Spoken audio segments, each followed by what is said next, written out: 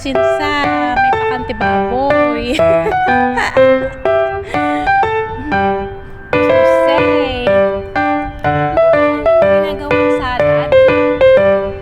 Ano kaya yung ginagawang salad? Masarap ang mga yan. Herbal ang mga yan. Makain ulit yung kinakain nga ng mga Thailand. Tignan mo, napaka-healthy. Sexy at saka wala namang nangyayari. Bitbit sila na may mga bitbit at mga tapos ako nagdala kasi ako inom sa kasi hindi naman kasi sila nagdala na nagpapas inom sila ha. Maglalakad-lakad kasi sila ayan uminom na. Pero tayong mga Pilipino takot na katakot. Siyempre wala tayong pangmulta eh.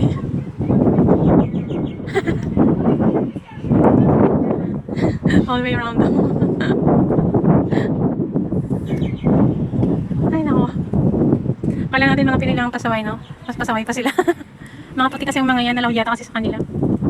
Tayo lang naman mutsatsang hindi allowed. Maraming bawal. Ang cute guys, oh. Ang cute na lagayan ng mga sweets. Ano ba yan? Chocolates yan eh. Ang gaganda ng ano nyo guys, oh. Chocolate lang naman pero ang ganda guys. Tapos ayan guys, oh. Ang mayayaman. Nice. Ayan. Grabe. Ayan go. Legos chocolates guys. Legos sweet. Kala mo lang Lego na laruan pero Legos na matatamis yan. And some here. Special mga chocolates guys. Look. Wow. Chocolate ball. Grabe, kuha-kuha din ng chocolate yung kon. Mahilig din ako sa mga golden na mga gamit. All things are chocolates. Chocolates din yun. Hold on. Ang cute. Chocolates lahat. Mga special yan. Ayan, di ba?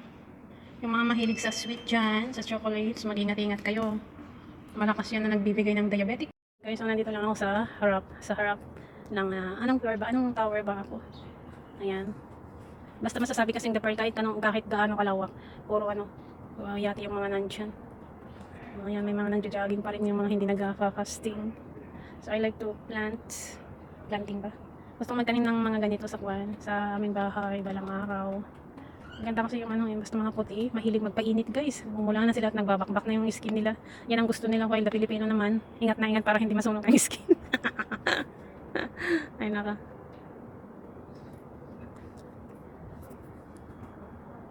Ang ganda ng kulay ng gray. Yung isang boat doon. Ayan ang ibon. Ibon ng may layang lumipad. Aakyat siya. Akala niya siguro kukuliin ko siya. Buti pa mga ibon. Yala, fly. Gagawa siya ng niso na lagdag niya.